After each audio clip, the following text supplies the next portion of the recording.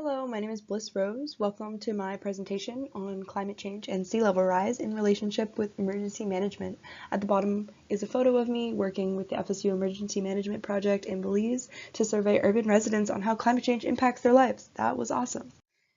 So climate change is a naturally occurring phenomenon, which is intensified by human activities such as greenhouse gas production. So basically, the Earth has always gone through phases of warming and cooling, but the unsustainable production of greenhouse gases is causing rising sea levels as glaciers melt. So gases such as methane, carbon dioxide, and nitrous oxide absorb heat from sunlight that would otherwise leave Earth through our atmosphere.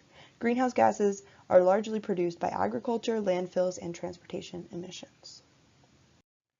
Physical events caused by climate change include increased intensity of weather patterns in some regions, whereas you'll find weather patterns opposite of what locals are used to in other regions. So increased temperatures can lead to increased intensity of storms, or it can lead to drought, depending on the environmental and geological conditions present.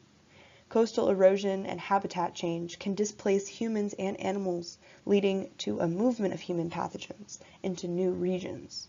So general disruption of biological niches and property damage are two major sources of concern regarding climate change and sea level rise. Disruption of biological processes can threaten life in complex ways. Disasters such as storm surges from hurricanes and tsunamis can threaten coastal communities and create a crisis for climate refugees. Social inequality can also impact the community's vulnerability to disasters. Emergency management can play a role in mitigating hazards and managing risks among vulnerable populations. First and foremost, frameworks are needed to strengthen the adaptive capacity of vulnerable populations. The nuances of climate change rhetoric can complicate political movements that would otherwise protect people from disasters that they've never faced before, so we need to be flexible.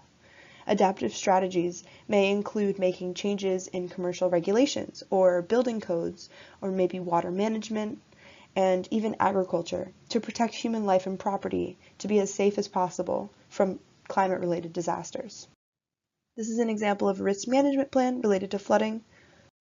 Barriers to emergency management initiatives include a need for leadership and resources to change social attitude toward physical aspects of climate change. These disasters are currently overwhelming emergency management capacities, so organizations that specialize in environmental hazard control may be lagging behind what is necessary.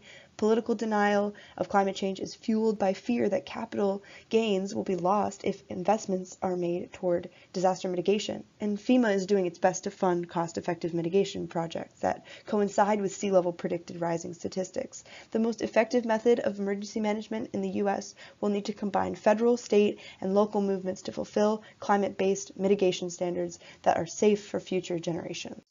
Thank you.